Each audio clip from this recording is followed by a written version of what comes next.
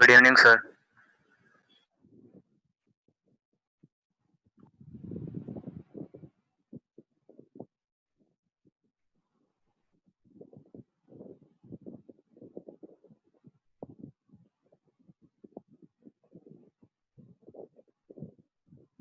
Good evening, sir. Good evening, beta.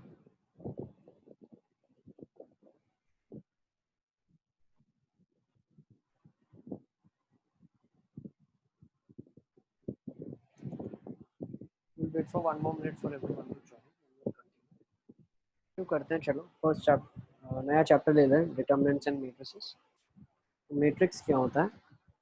Matrix is a rectangular arrangement of numbers in rows and columns. ठीक है, एक arrangement है numbers का, उसको matrix कहा जाता है।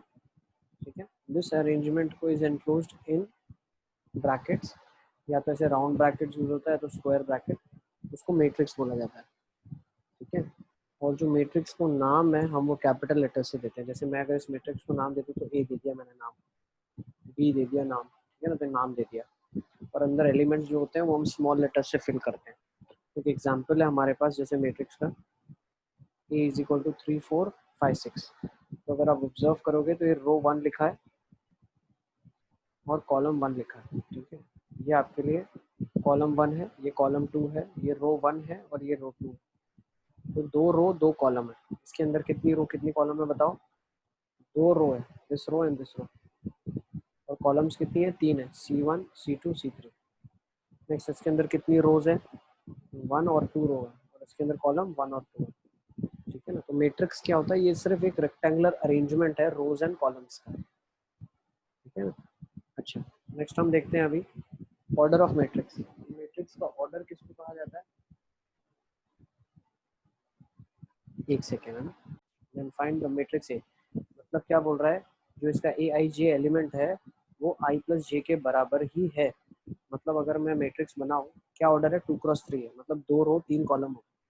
एलिमेंट्स क्या होंगे? 1 1 1 2 1 3, 2 1 2 2 2 3। बस ये आपका मैट्रिक्स बन गया। इसको नाम दे दो कैपिटल है। 2 रो 3 कॉलम, तो दिख रही है आपको, ये रो 1 ये रो 2 है, कॉलम 1 कॉलम 2 कॉलम 3 है। ये लिखने का तरीका है सिर्फ, अभी तो अपन समझ रहे हैं लिखते कैसे हैं मैट्रिक्स को। नेक्स्ट, अब A11 क्या होगा? तो यहाँ से हमको डेफिनेशन पता चली, हमको दिया हुआ है कि ए आई जे आई प्लस जे है, मतलब A11 किसके बराबर है? 1 + 1 मतलब 2। A12 किसके बराबर है? 1 + 2 मतलब 3।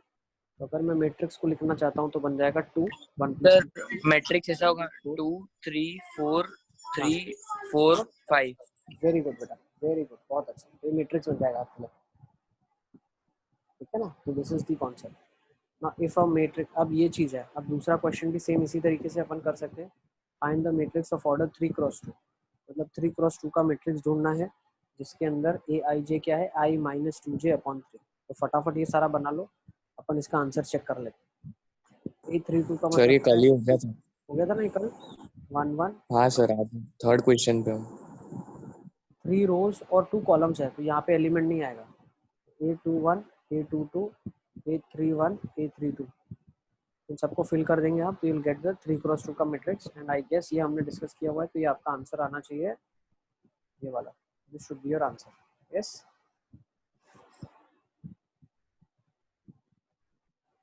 ठीक है। अच्छा, अब नेक्स्ट देख लेते हैं हम लोग। नेक्स्ट क्वेश्चन क्या था हमारे पास? If a matrix has 12 elements then the possible orders will be. अगर एक मैट्रिक्स है जिसके अंदर 12 एलिमेंट है तो उसका ऑर्डर क्या क्या हो सकता है हमारे पास, हमको आइडेंटिफाई करना है। तो अगर हमारे पास 12 एलिमेंट है, उसके ऑर्डर्स क्या क्या पॉसिबल है? 1 × 12 is the order possible, 2 × 6 order possible है, 6 और 3 × 4 उसका ऑर्डर पॉसिबल है ना। ये ऑर्डर्स पॉसिबल है। और इसके उल्टे भी पॉसिबल है, 12 × 1 भी पॉसिबल है, 6 × 2 भी पॉसिबल है, 4 × 3 भी पॉसिबल है। तो कितने पॉसिबल है? 6 पॉसिबल है। Is it clear? So if a matrix has 12 elements, then the possible orders will be these 6 orders. एक रो 12 कॉलम हो जाए, 2 रो 6 कॉलम हो जाए, 3 रो 4 कॉलम हो जाए, और उसका ही उल्टा 1 × 12 और 12 × 1, मतलब 12 रो 1 कॉलम। सही है? Is it clear? Next question देख लेते हैं क्या है हमारे पास। नेक्स्ट क्वेश्चन में क्या लिखा है? 40 different elements are there find total number of different matrices that can be formed using all the elements. तो अगर मेरे पास 40 एलिमेंट्स हैं तो पहले मुझे ये चीज़ आइडेंटिफाई करनी है कि कितने अलग ऑर्डर के मैट्रिक्स होंगे। कितने अलग ऑर्डर के मैट्रिक्स होंगे? पहले तो कितने अलग ऑर्डर के मैट्रिक्स होंगे और फिर उसके अंदर हम आइडेंटिफाई करेंगे कि हर एलिमेंट को कितने तरीके से रख सकते हो आप। सर यस बेटा। सर ये एक बार और एक्सप्लेन करो ना, थोड़ा कनेक्शन प्रॉब्लम था। थर्ड वाला या फोर्थ वाला? सर फोर्थ वाला, मतलब जो आपने अभी क्वेश्चन एक्सप्लेन किया जस्ट वो मैंने क्वेश्चन सुना में नहीं लिखा है ठीक से। 40 different elements are there, find total numbers of different matrices that can be formed. मतलब आपके पास 40 अलग अलग एलिमेंट है तो उनको यूज करके आप कितने अलग मैट्रिक्स बना सकते हो, आपको ये आइडेंटिफाई करना है। सर मतलब मैट्रिसेस के अंदर भी ऑर्डर अलग होगा ना? सर बिल्कुल। 40C1 ऐसे करके ऐड करना पड़ेगा, कितने टाइप के ऐसा बना सोचो, देखो सकते मान लो हैं। अगर मेरे पास सिर्फ 4 एलिमेंट होते तो 4 एलिमेंट के बारे में अगर मैं सोचता तो क्या होता। देखो 4 एलिमेंट मान लो 1 2 3 4 है तो 1 2 3 4 ये एक अलग मैट्रिक्स है, 1 2 3 4 ये एक अलग मैट्रिक्स है, फिर 4 3 2 1 ये एक अलग मैट्रिक्स है, ठीक है ना। तो ये अलग मैट्रिक्स है। तो मान लो एक मैट्रिक्स है उसके अंदर 40 जगह है मेरे पास, इसके लिए 4 जगह है, उसके लिए 40 है। तो 4 जगह को मैं कितने तरीके से फिल कर सकता हूँ? 4 फैक्टोरियल से फिल कर सकता हूँ ना। 4 फैक्टोरियल मतलब 24 वेज। Is it clear? 24 अलग तरीके से मैं मैट्रिक्स के अंदर चीजों को फिल कर सकता हूँ। यस और नो? अब ये 40 है तो 40 को कितने तरीके से फिल कर सकता हूँ? 40 फैक्टोरियल से फिल कर सकता हूँ। कितनी तरीके से फिल कर सकता हूँ? 40 फैक्टोरियल से फिल कर सकता हूँ। Is it clear? अब 40 फैक्टोरियल से मैं अलग अलग तरीके से अंदर फिल कर सकता हूँ एलिमेंट्स। अब जितने अलग अलग ऑर्डर होंगे उतने बार अलग अलग मैट्रिक्स बनेगा। जैसे कि 4 एलिमेंट्स थे तो 1 क्रॉस 4 बनता, 4 क्रॉस 1 बनता, 2 क्रॉस 2 बनता। तो अंदर 24 अरेंजमेंट तो होंगे ही होंगे, लेकिन 24 इसमें भी होंगे, इसमें भी होंगे और इसमें भी होंगे। तो हर एक के केस में 24 जो अरेंजमेंट होंगे वो अलग अलग होंगे। तो इसका आंसर आ जाएगा 3 इंटू 24। तो इसी तरीके से मैं आपको बोल रहा हूँ इस क्वेश्चन के अंदर कितने अरेंजमेंट पॉसिबल है। तो देखो जैसे नंबर बढ़ता जाएगा तो हम एक एक करके निकालेंगे नहीं यार। तो एक एक करके निकालना, उसमें कोई केस छूट जाए तो प्रॉब्लम है ना। तो इसका हम लॉजिक अंडरस्टैंड करते हैं। तो एक ऑर्डर का मतलब क्या होता है? ऑर्डर का मतलब होता है किसी भी नंबर के फैक्टर्स को लिखने का तरीका। यस और नो? नंबर ऑफ फैक्टर्स निकालते थे, याद है आपको? तो नंबर ऑफ फैक्टर्स कैसे निकालते थे आप लोग? Number of factors prime numbers को एक एक पावर बढ़ा के 40 का प्राइम फैक्टराइजेशन करोगे तो क्या आ जाएगा? 2 क्यूब इंटू 5 आ जाएगा। सो नंबर ऑफ फैक्टर्स कितने आ जाएंगे इसके? नंबर ऑफ फैक्टर्स क्या आ जाएंगे इसके? 3 प्लस 1, सर 4+2। 1 प्लस 1 2। तो कितने फैक्टर आ गए? 8 फैक्टर्स आ गए इसके। सर ये आपने क्या किया अभी समझ में नहीं आया।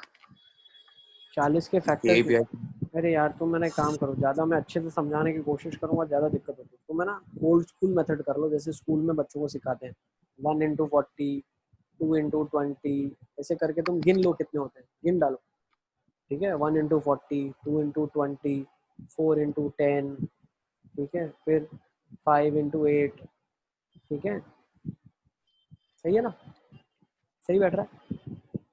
अब इसके उल्टे हो जाएंगे, क्या हो जाएंगे? इसके उल्टे हो जाएंगे ना। इसके उल्टे क्या हो जाएंगे? 40 इंटू 1, 10 इंटू 4, 20 इंटू 2, 8 इंटू 5। तो कितने तरीके हो गए? 8 वेज हो गए ना, 8 वेज। Is it clear? तो 8 डिफरेंट ऑर्डर्स आर पॉसिबल। कितने अलग अलग ऑर्डर पॉसिबल है? 8 अलग अलग ऑर्डर पॉसिबल है। आंसर आ जाएगा 8 इंटू 40 फैक्टोरियल। नोट डाउन कर लो इसको।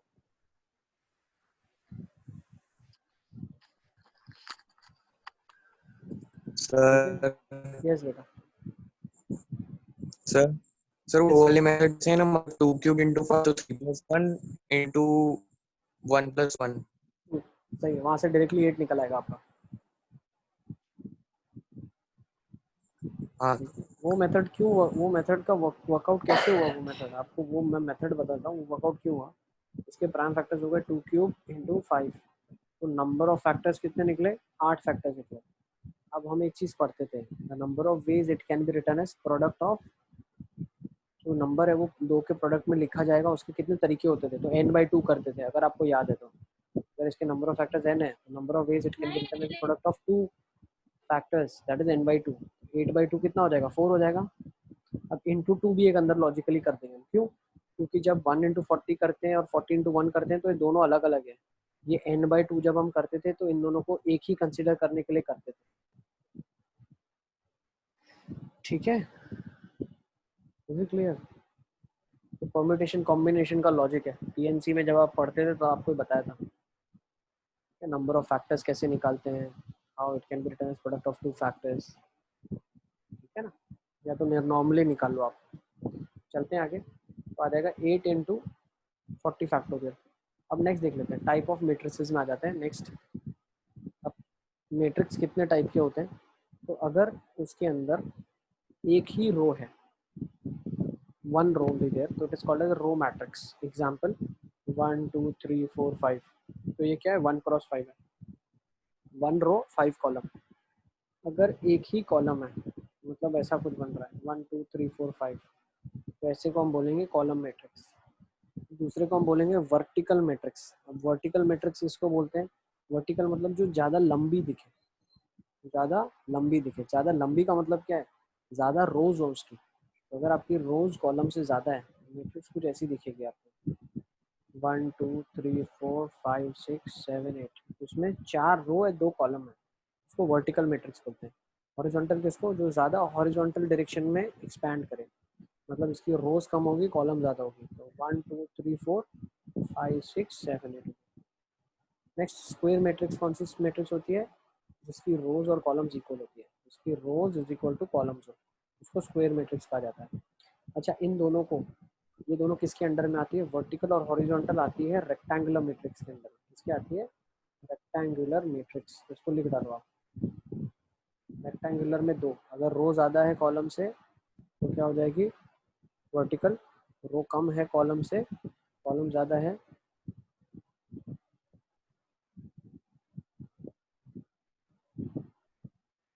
यस यस यस बेटा, for sure I will send link. होगा लिंक में भेज दूंगा, लेकिन जो आप क्लास अटेंड कर रहे हो ऐसा फील मत करो कि आपका कुछ मिस हो गया। कुछ भी मिस नहीं हुआ है, हम 2-3 क्वेश्चन ही कर रहे थे लास्ट क्लास के।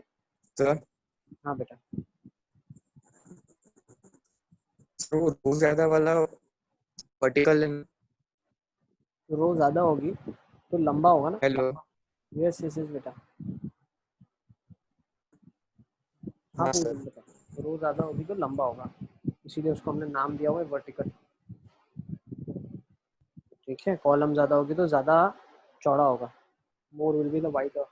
वो हॉरिजॉन्टल ज़्यादा होगा तो उसको हॉरिजॉन्टल नाम दिया गया है, ठीक है? और ये दोनों अंडर में किसके आता है? रेक्टेंगुलर मैट्रिक्स के अंदर में आता है।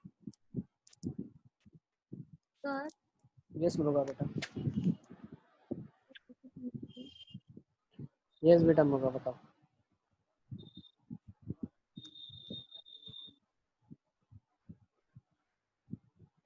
ठीक है ना तुम लोग? इट्स नॉट कि आपका कुछ मिस हो गया है, ठीक है? कुछ भी मिस नहीं हुआ है, ओके? सिर्फ हम सर नामकरण कर रहे हैं अभी। ये चलिए सर, सर ये पूरा मिस हो गया, लैपटॉप में चार्ज खत्म हो गया था। कोई बात नहीं, नाम हमने दिया हुआ है। अगर आपके पास एक ही रो है तो वो रो मैट्रिक्स कहलाएगा, एक ही कॉलम है तो कॉलम मैट्रिक्स कहलाएगा। अगर रोज कॉलम से ज़्यादा है तो वर्टिकल कहलाएगा, रोज कॉलम से कम है तो हॉरिजॉन्टल कहलाएगा, और रोज और कॉलम्स अगर इक्वल है तो स्क्वायर मैट्रिक्स कहलाएगा। डिपेंडिंग अपॉन रोज और कॉलम्स हम मैट्रिक्सेस को नाम दे रहे हैं। यूज मैं किसी को भी नहीं करूंगा आगे चल के, ये इधर बता दिया, खत्म, इसका कोई यूजेज नहीं है आगे। इसका यूजेज है, सिर्फ इतना ध्यान रखो, जो वर्टिकल और हॉरिजॉन्टल मैट्रिक्स होते हैं जिसमें रोज और कॉलम्स अलग होते हैं, उनको रेक्टेंगुलर मैट्रिक्स भी कहा जाता है। क्या कहा जाता है? Rectangular matrix. सिर्फ हम इसका ही नाम यूज करेंगे, रेक्टेंगुलर मैट्रिक्स और स्क्वायर मैट्रिक्स। स्क्वायर मैट्रिक्स के अंदर रोज और कॉलम्स बराबर होंगे, ठीक है?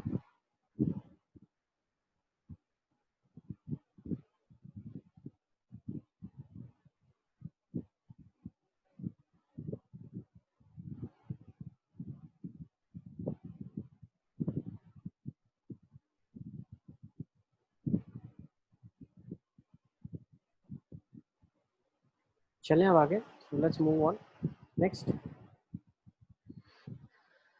ओके, तो इधर भी फर्स्ट नोट लिखी हुई है, अगर m n के बराबर नहीं है तो मैट्रिक्स को रेक्टेंगुलर मैट्रिक्स कहा जाता है, ठीक है? अब स्क्वायर मैट्रिक्स में क्या है देखो, the elements of the square matrix, ये सिर्फ स्क्वायर मैट्रिक्स में होता है। जो A11, A22, A33, AANN वाले एलिमेंट्स हैं, वो सारे डायगोनल एलिमेंट्स कहे जाते हैं, ठीक है। और जो लाइन ज्वाइन करती है इन सब डायगोनल्स को वो प्रिंसिपल डायगोनल और लीडिंग डायगोनल कही जाती है। मतलब मैं क्या बताना चाह रहा हूँ यहाँ पे, if I draw a diagram of your, एक मैट्रिक्स में बना लेता हूँ A11 A12 A13 से लेके A1n तक, A21 A22 A23 से लेके A2n तक, नेक्स्ट AN1 AN2 AN3 से लेके ANN तक। इसमें हम क्या बोलते हैं, इसमें ये बोलते हैं A11 A22, और ये सारे जो एलिमेंट्स है ना, ये सारे एलिमेंट्स को हम डायगोनल एलिमेंट्स बोलते हैं। क्या बोलते हैं? डायगोनल एलिमेंट्स, ठीक है। और इन एलिमेंट्स को क्या बोलते हैं, अभी मैं नाम बता ही रहा हूँ तो सभी बताता हूँ। ये जो डायगोनल के ऊपर वाले हैं ना, उनको बोलते हैं अपर ट्रायंगुलर एलिमेंट्स। क्या बोलते हैं? Upper triangular elements. और जो डायगोनल के नीचे वाले एलिमेंट्स एक ट्रायंगल बना रहे हैं, उनको बोलते हैं लोअर ट्रायंगुलर एलिमेंट्स। क्या बोलते हैं? Lower triangular elements. इनकी आइडेंटिफिकेशन कैसी होती है? देखो, जो डायगोनल एलिमेंट्स हैं वो AIJ के एलिमेंट्स हैं जिनमें I इक्वल टू J है। I इक्वल टू J मतलब क्या है? नंबर ऑफ रोज कॉलम के बराबर है, ठीक है ना, ध्यान रखना। ये AIJ है जिसमें I इक्वल टू J होता है। कौन से एलिमेंट्स में I इक्वल टू J होता है? जो डायगोनल के एलिमेंट्स हैं उनके नामकरण में। और जो अपर ट्रायंगुलर है, इसमें क्या खासियत है? इसमें AIJ वाले एलिमेंट्स हैं जिसमें क्या होता है, I की वैल्यू अगर आप ऑब्जर्व करो J से छोटी होगी। जो कॉलम का नंबर है वो बड़ा होता है, रो का नंबर छोटा होता है। नेक्स्ट AJI, ये एलिमेंट्स कौन से हैं जिसमें I J से बड़ा होता है, मतलब जो रो का नंबर है वो कॉलम के नंबर से बड़ा होता है इन सारे एलिमेंट्स में, लोअर ट्रायंगल वाले, ठीक है। Is it clear? सबको क्लियर है? सिर्फ डेफिनेशन ही डिस्कस कर रहे हैं, इसमें अभी कुछ हमने रॉकेट साइंस देखा नहीं है, सिर्फ नामकरण ही हो रहा है अभी। सर वो AGI क्या करें? क्या क्या बोल रहे हो? वो AGI क्या करा आपने? AIJ सर AIJ AGI क्या करा? AJI नहीं है, AIJ ही है सारा का सारा। हेलो। AIJ ही है सारा का सारा, हाँ सर, सारा वो का सारा AIJ ही JI है। दिखा इसलिए कंफ्यूज। नहीं नहीं, AIJ ही है सारा का सारा, हाँ sir. AIJ। I equal to J, I less than J, I greater than J। चलें आगे। Next, trace of a matrix. Diagonal elements कौन से हो गए जहाँ पे I J के बराबर है? ट्रेस ऑफ अ मैट्रिक्स क्या हो गया? Sum of diagonal elements of a square matrix is called as trace of matrix है, which is denoted by TRA। Trace का मतलब क्या है? जो भी डायगोनल के एलिमेंट्स है उन सबको हम सम कर देंगे तो वो ट्रेस ऑफ ए है, ठीक है ना। What is trace of A? It is sum of all the diagonal elements. मतलब अगर एक मैट्रिक्स है मेरे पास, ठीक है ना, जैसे फॉर एग्जांपल सर मैट्रिक्स बनाया हुआ है ना, मेरे को एक मिनट एग्जांपल ले लेता हूँ। नहीं, लेकिन ये सर सारे रेक्टेंगुलर है। हाँ बेटा। सर मतलब वो जो आपने डायगोनल वाला अभी बताया वो खाली स्क्वायर मैट्रिक्स के लिए वैलिड है ना? हाँ, लिखा हुआ है, डेफिनेशन लिखी है ऊपर, देखो। Elements of a square matrix है, शुरुआती हमने डेफिनेशन से करी है। जो स्क्वायर मैट्रिक्स है उसी के अंदर हम डायगोनल की बात करते हैं, बाकी के अंदर डायगोनल की हम बात नहीं करते। दूसरी एक चीज़, ट्रेस की भी बात अगर हम करते हैं तो सम ऑफ डायगोनल एलिमेंट्स, उसके लिए भी स्क्वायर होना ज़रूरी है। मान लो एलिमेंट्स है 1 2 3 4 -1 5 6 2 7, तो इसका ट्रेस ये ए है, तो ट्रेस ऑफ ए क्या हो जाएगा? सम ऑफ डायगोनल एलिमेंट, मतलब 1 -1 और 7, तो क्या जाएगा 1 -1 + 7, तो आंसर क्या जाएगा मेरे पास? 7 आ जाएगा। मुझे क्लियर? तो ट्रेस का भी डेफिनेशन आप लिख लो, फिर आगे चलते हैं।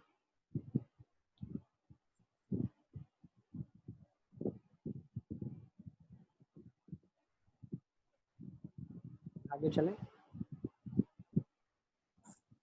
सर सर 1 एक मिनट मिनट लिखना लिखना बाकी है बाकी है पूरा। पूरा। लिख लो लिख लो लिख लो।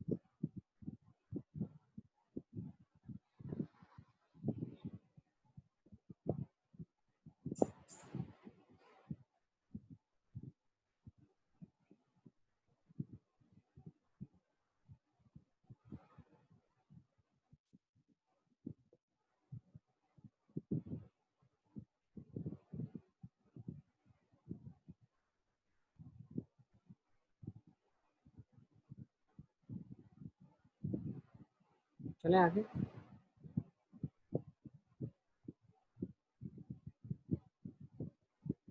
सर एक मिनट।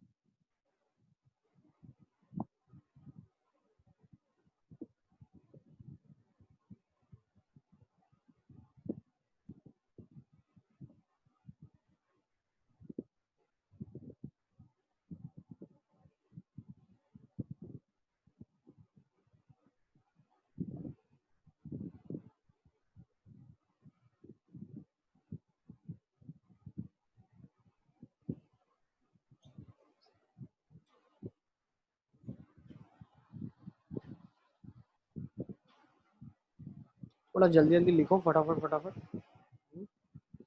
ज़्यादा डिटेल में लिखने की जरूरत नहीं, जितना आपको समझ आ रहा है उतना ही लिखना है, जिसमें से आप इंटरप्रेट कर पाओ। चलें, अब देखो क्या लिखा है, trace of A plus B लिखा है। तो दो मैट्रिक्स का, जब दो मैट्रिक्स है उनको आपने ऐड कर दिया, तो उनके ट्रेसेस का अगर आप सम करना चाहते हैं तो वो इंडिविजुअल मैट्रिक्स के ट्रेस के सम के बराबर ही है। ये हम समझ सकते हैं, एक बार हम एडिशन मैट्रिक्स का समझ लेंगे, ठीक है ना। तो ये भी पॉइंट आप लिख लो, उस टाइम पे इसको क्लियर कर लेंगे, ठीक है। नेक्स्ट एक नोट लिखिए, ट्रेस ऑफ एन टाइम्स से। अब इससे ये तो वैलिड है, कैसे, बी की जगह अगर मैं ए कर लेता हूँ तो ट्रेस ए प्लस ट्रेस ए हो जाएगा, तो टू ट्रेस ए हो जाएगा ना। तो अगर फर्स्ट वैलिड है तो सेकंड वैलिड है, ठीक है। अब ट्रेस ऑफ आई एन, अभी आई एन क्या होता है, I N is nothing but identity matrix. क्या होता है, आइडेंटिटी मैट्रिक्स। आइडेंटिटी मैट्रिक्स उसको बोला जाता है, वो भी हम डिस्कस करेंगे आगे, बता देता हूँ मैं। ये एक ऐसा मैट्रिक्स है जिसके अंदर सिर्फ डायगोनल एलिमेंट्स प्रेजेंट होते हैं और वो सारे वन होते हैं।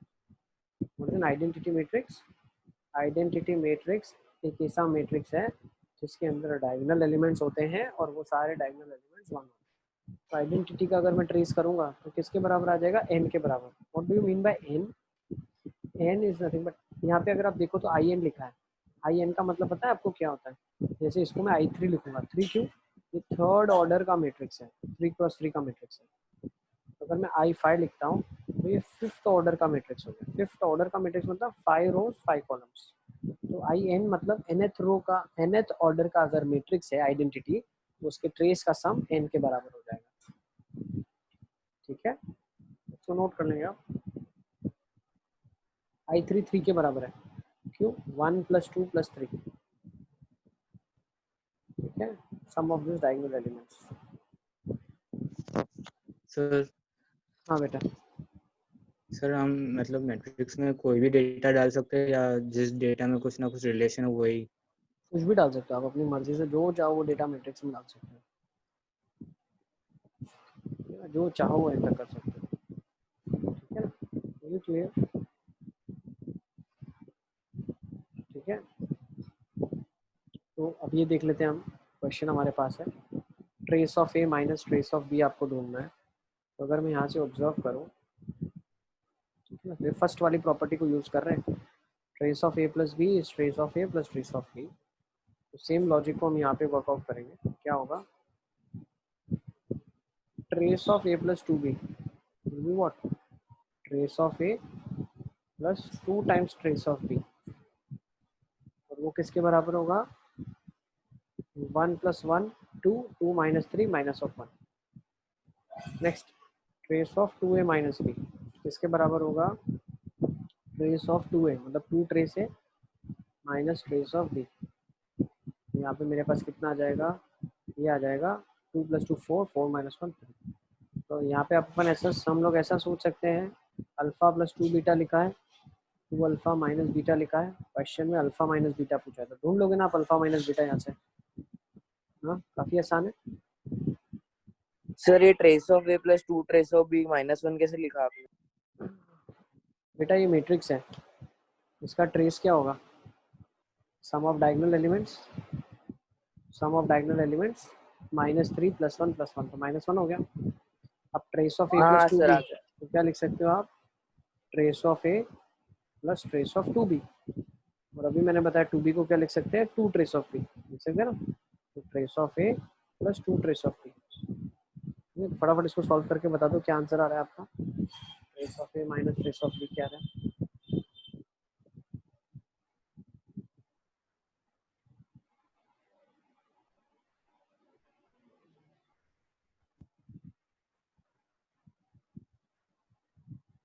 देखो दो लीनियर इक्वेशंस है, इसको 2 से मल्टीप्लाई कर दोगे तो क्या जाएगा 4 सर अल्फा 1 और minus 0 2 beta is equal to 6। Yes बेटा, और alpha plus 2 beta equal to -1 आ गया।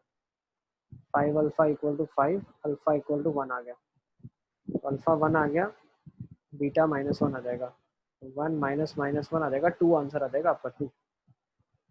अल्फा 1 आ रहा है, बीटा -1 आ रहा है, 1 -1 -2 आ रहा है। देख लो आप एक बार, सबका यही आ रहा है। यस और नो, है ना? चलें आगे, लेट्स मूव ऑन नाउ। ठीक है ना, 1 -1 2 आ गया।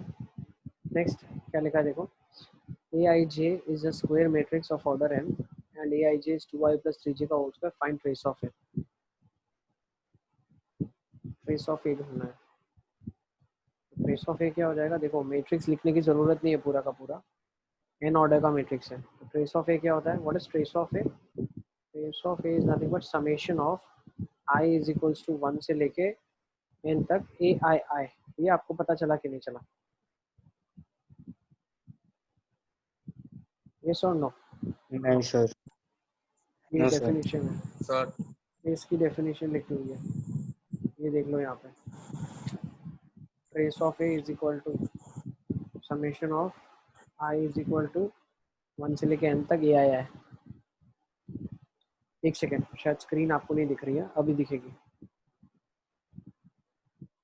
एक सेकेंड, दिख रही है? लिखा है ये वाला ट्रेस लिखा हुआ है नीचे, दिख रहा है? हाँ सर ठीक है। हाँ यही चीज पीछे लिखी है हमने, आ जाए वापस।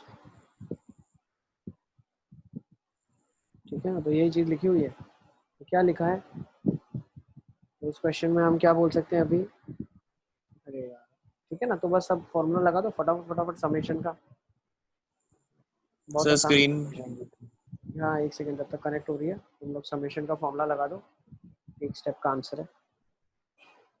अब दिखेगी आप लोग को स्क्रीन,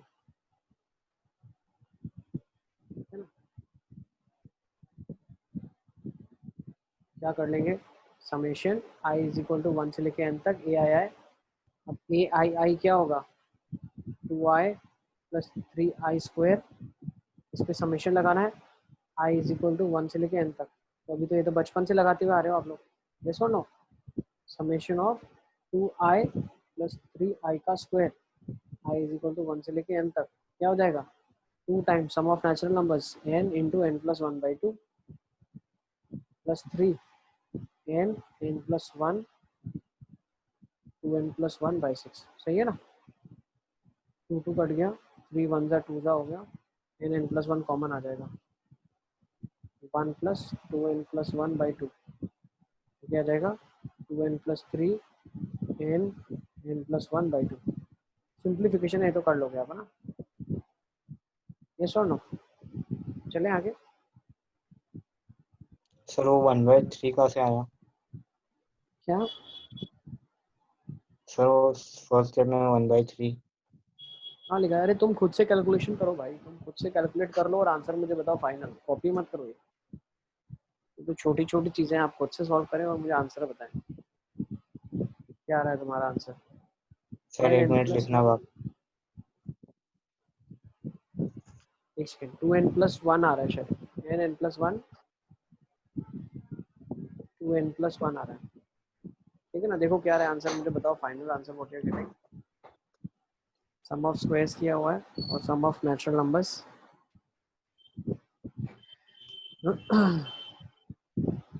n प्लस 1 बाहर आ जाएगा, 2n प्लस 3 आना चाहिए। क्या आ रहा है आंसर में, क्या आ रहा है?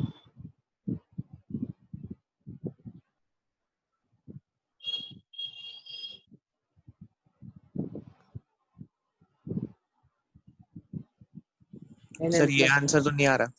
2n प्लस 3 नहीं आ रहा है? सर एक मिनट कर लो। 2n प्लस 3 आना चाहिए यार, मेरा 2n प्लस 3 आ रहा है।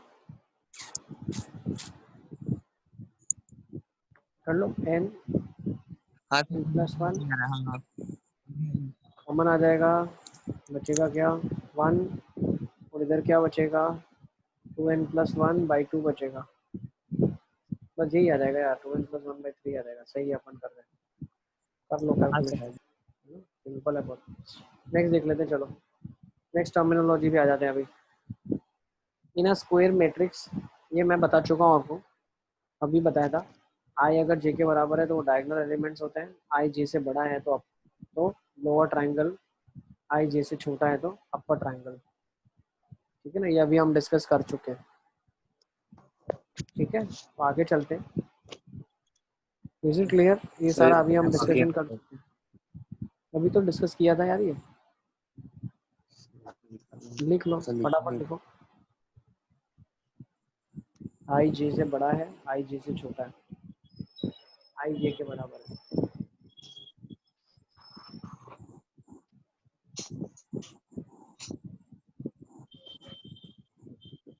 आई जे के बराबर डायगोनल, आई जे से बड़ा है, लोअर ट्राइंगल, अपर ट्राइंगल। चलें आगे, नेक्स्ट डेफिनेशन देख लो। क्या है नेक्स्ट डेफिनेशन? नल मैट्रिक्स और जीरो मैट्रिक्स। नल मैट्रिक्स क्या होता है? In a matrix if all the elements are zero, it is called as a zero matrix and it is generally denoted by O. अगर एक matrix के हर एक element को अगर जीरो हो जाता है, अगर हर एक एलिमेंट ऐसा, तो ये नल मैट्रिक्स कहलाता है। अब नल मैट्रिक्स एक स्क्वायर मैट्रिक्स भी होता है और एक रेक्टेंगुलर मैट्रिक्स भी नल हो सकता है। ठीक है, clear? Aij is a zero matrix if Aij is equal to 0 for all I and j. ठीक है, नेक्स्ट एक नल मैट्रिक्स अब इसके आगे की डेफिनेशन हम पढ़ते हैं। पहले इतना नोट कर लो, इसके आगे मैं बाद में बताता हूँ। नोट को भी रुको, उसको भी मत लिखो, नल लिख लो आप। What is null matrix? If Aij I equal to j equal to 0, सब जीरो है ना, Aij 0 for all I j। Next, अब स्क्वायर मैट्रिक्स के अंदर आ जाते हैं। एक स्क्वायर सर मैट्रिक्स एक को सर एक लिखना मिनट लिखना बात। देखो,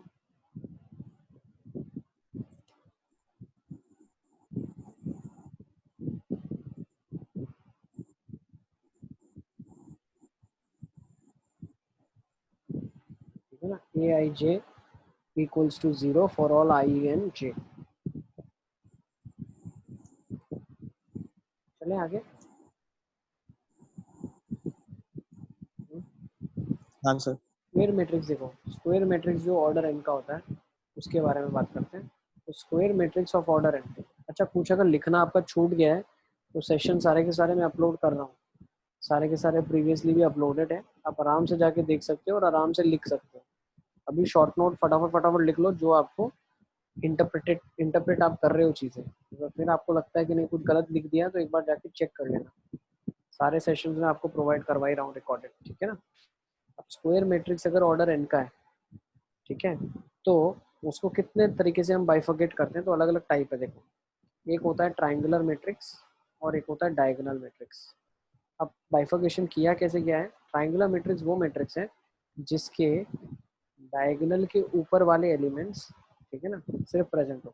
जैसे अगर मैं बात करता हूँ अपर ट्राइंगुलर, तो only elements in upper triangle are present. मतलब Aij इज इक्वल टू 0 है जहाँ पे आई जे से बड़ा है। ठीक है ना, इज इट क्लियर? हम अपर ट्राइंगल की बात करते हैं। अपर ट्राइंगल का मतलब क्या है, जो मैंने अभी पीछे आपको दिखाया था। यस और no? Only elements in upper triangle are present.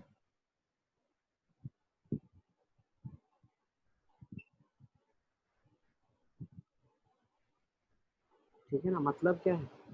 Upper triangular matrix उसको बोला जाता है जिसके लोअर ट्राइंगल के एलिमेंट सारे जीरो हो। लिख लो, ठीक है ना, ये कंडीशन मैंने आपको दिखा दिया।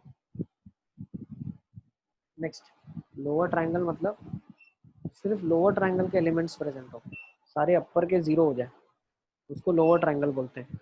एग्जाम्पल पहले देख लेते हैं, ज़्यादा क्रिस्टल क्लियर होगा। तो अपर ट्राइंगल का एग्जाम्पल आपके पास है। अपर ट्राइंगल वो है जिसके लोअर ट्राइंगल के एलिमेंट सारे जीरो हो। लोअर ट्राइंगल वो होता है जिसके अपर ट्राइंगल के सारे एलिमेंट जीरो। ये सिर्फ नाम किया हुआ है, नामकरण किया है, उसका कहीं पूरे चैप्टर में यूजेज नहीं है। ठीक है, सिर्फ ये टर्मिनोलॉजीज आपको पता होनी चाहिए। लोअर ट्राइंगल मैट्रिक्स इसको बोलते हैं जिसके ऊपर ट्राइंगल वाले एलिमेंट सारे जीरो होते हैं। ओके, क्लियर है? अब डायगोनल मैट्रिक्स वो मैट्रिक्स होता है जिसके डायगोनल के अलावा सारे एलिमेंट जीरो होते हैं, उसके अलावा जीरो होते हैं, ध्यान रखो डेफिनेशन ऐसी बनी है, उसके Sir? अलावा सारे जीरो। यस बेटा। सर मतलब लोअर और अपर में डायगोनल के प्रेजेंट होने चाहिए। हाँ, डायगोनल के प्रेजेंट होने चाहिए। और कौन से जीरो होने चाहिए? जो भी i ग्रेटर देन j है वो जीरो होने चाहिए। ठीक है, ऊपर भी जीरो हो सकते हैं, उसमें कोई प्रॉब्लम नहीं है, लेकिन जो कंपल्शन जीरो होना चाहिए वो ये है, ये कंपलसरी है। बाकी के बारे में हम कुछ नहीं बोल